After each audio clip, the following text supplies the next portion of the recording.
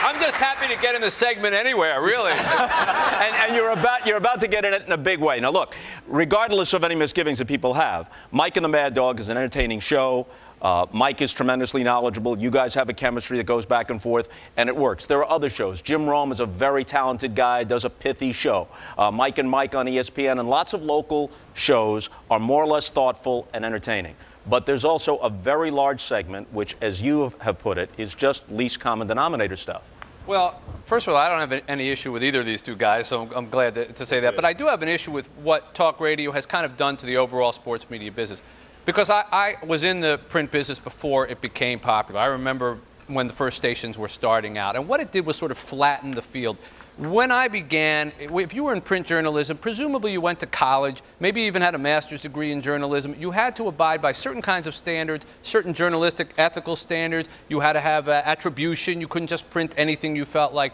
What's happened with the introduction of sports talk radio is that athletes, and you're an exception, start to view it all as the media. We're all the same. So Frank from Waterford, who happens to call in a radio station, and he could be in his basement in his underwear, making a comment, is suddenly heard, and then a print reporter will go into a locker room, and we're all the media. Now, I've worked too hard to be Frank from Waterford, and so have all the other print people who have to answer to different kind of standards. But what has happened is, because of the popularity of it, the negativity has started to move into the other areas. Print people start competing with talk radio. I've noticed an anger and a meanness in columns and in sports writing that hasn't existed until about the last 10 years. And a lot of that is because they listen to the talk as the same as fans do when they're driving home and think, oh my God, my readership is so angry. I need to write to them. If two people come out and make an insult about you, Michael, when you're listening on a radio, you probably feel, as I would, like the whole world is talking about you. Three, it's the whole country, you know, and the planet and everything. Well, that's what happens. Three people voicing a negative opinion starts to make you feel, as a writer, as an athlete, that you're being inundated. And then you stop to think, wait a minute, what's the qualifications for these people to make these opinions? There used to be some kind of minimum standard to form, to write, to report, and now almost anybody can get into that field. Sometimes they pluck guys, not you, Chris, but they pluck guys literally out of the stands and say, how'd you like your own radio show? And that's the hook of it, is that I don't know anything, I don't talk to anybody, I'm Joe Fan. Well, Joe Fan shouldn't be on the same level as, presumably, Joe Reporter, who is, at least you would hope, trained for the job. All right, here's a related point. Tom Izzo, the basketball coach at Michigan State from your neck of the woods, says the talk radio has contributed to an atmosphere of abuse in the stands. This is Izzo's quote. The abuse that fans are bringing day to day, whether it's on talk radio or in the stands, is going to ruin the game eventually. I hate to say this because freedom of speech is at issue, but this isn't what freedom of speech is intended for. Now, clearly, even the worst of talk radio is not the only contributing factor. There's, you know, a toxic brew of cultural factors. But sports talk radio is part of it at its worst. Would you agree? I would agree. And I think Mitch made an excellent point. I think, unlike newspapers, where you have to have sort of a resume to climb up the ladder, talk radio, it's about ratings. It's about getting some reaction, getting a little publicity. It's about getting advertising revenue. So they might pluck in a guy who's 23 years of age, you know, at college, who's got a little personality, and they plop him on the radio. But one thing I would say to Michael, for the athlete themselves, it's funny. I've been on there for 20 years, 5.5 hours a day. When I say good things about athletes, which is plenty of the times, plenty of times. This is on Yes, it's around the country and everything else. How come nobody calls up and say, you know, nice thing, appreciate that? When we do fundraisers for athletes, how come nobody calls up then?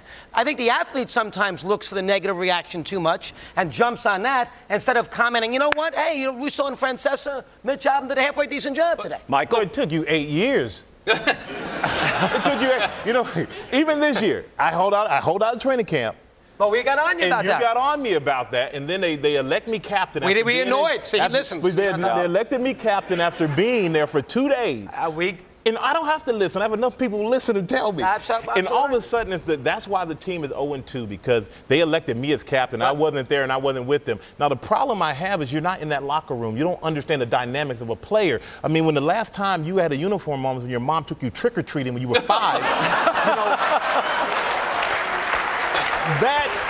that right there is what annoys me. And there was Well, a you know- time. No, I But can't that's say that I you did don't not think that's have a a fair time where opinion? I enjoyed the show. But you go from one day you're the best thing since sliced bread. The next day you're the worst thing since overalls. I mean, Is that the way sports works, though? but you know that's the way. Is it not the way? Is it not the way sports Well, works? but when Chris said ratings, that's one word, but it's such an important word. Remember, if you write for a newspaper, they don't evaluate you in the morning as to who sold more newspapers based on his little space. But you sold newspapers or you didn't. But every minute of radio and every minute of television is rated. And what happens is the louder gets the most attention, the squeakiest wheel. And so if down the dial some guy is calling for somebody to be fired, which by the way is something I have never done and I've always had a problem with that when people say this man should lose his job. There are guys who pride themselves on being coach killers. They bill killers, themselves right. as coach They want to be the killers. first one to get a coach fired. So it used to be you had to lose 30 games in a row to get fired. Now it's down to 20. Now it's down to 15. Now it's down to 10. Because down the dial, some guy's already firing him, and your program director is coming in and saying, "Why aren't you calling for this guy to be fired?" So your answer can't be, "Well, I'd like to look at things in shades of gray." I mean, the world is a little black and a little white. They don't want that. They want it, as you said in the piece, black and white. Very briefly, last thing. You guys don't do so-called guy talk No. that Jay Mariotti was complaining about. Right. On the other hand, you got 13 teams Right. in New York, so it's not like St. Louis. If you're in between football and baseball, gotta you do got the something. Blues and the Billikens. Gotta You got to fill do the hours. something. Yeah. But the worst of this, and everybody understands you want to have a little fun, but an example of the worst of this, I'm driving down the road, doesn't matter what city, and this station has a thing going where they're naming every female sportscaster, and they're asking the callers, would you or wouldn't you? Now, you don't have to be a prude to object to this. Profanity, sexual material has its place in context, and God knows we know that at HBO. And please stay tuned, won't you, for G-String Divas and Cat House. But everything has its place, but there's a difference between something that's appropriate and just being a lout. This is somebody's wife or girlfriend, somebody's mother, somebody's sister. What the hell? Based on what, Bob? I mean, you say there's a difference. Based on what? This is the same medium that has very popular morning talk show, morning zoos that do everything sexual. So a radio programmer is only interested, as I said, in ratings. They're not interested in making distinctions between media and appropriate sports or this or that. They say, hey, this girl thing works, the sports thing works. Let's put girls and sports together and we'll double work it. They're not answering to some kind of journalistic standard here. That's the problem. And sometimes you feel that in order to be a sports fan, you got to be the dumbest guy in a frat house. That's Doesn't what I'm hurt. going to say. I feel like as a player now, I've learned to deal with it and think of it as an educated individual.